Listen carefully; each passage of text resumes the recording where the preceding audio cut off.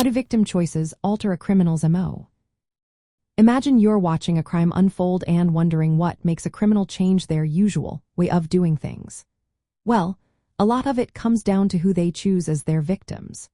Victim choices play a big role in shaping a criminal's modus operandi, or MO, which is just a fancy way of saying their pattern of behavior during a crime.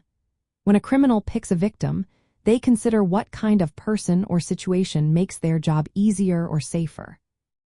For example, if a victim shows resistance, the offender might escalate their violence or change their approach to keep control. On the other hand, if the victim is passive or compliant, the offender might take more time or use less force because they see less risk. Location matters too.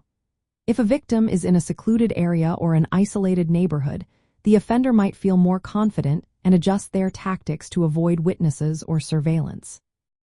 Someone who hangs out in risky environments might be targeted because they're seen as easier or more vulnerable. Lifestyle and habits also influence how offenders plan their crimes. Victims who lead risky lives or have routines that make them predictable are often targeted because offenders see opportunities. For instance, someone who leaves their house unlocked or walks alone at night might be seen as an easy target. During the crime itself, how a victim responds can change what the offender does next. Resistance can make an offender more aggressive or violent, while compliance might lead to a quicker, less forceful crime. Criminal psychologists and profilers study these victim choices to understand how offenders adapt their methods. They look at patterns like target selection, approach tactics, use of force, and escape routes. If a victim resists, the offender might switch to more aggressive tactics or weapons. If a victim is cooperative, the offender might avoid violence altogether.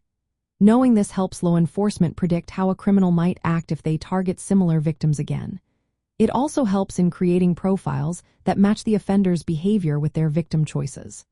So, in essence, the victims a criminal chooses don't just get targeted, they actively influence how the crime is carried out. Understanding these dynamics helps investigators piece together what the offender might do next and how they select their victims in the first place.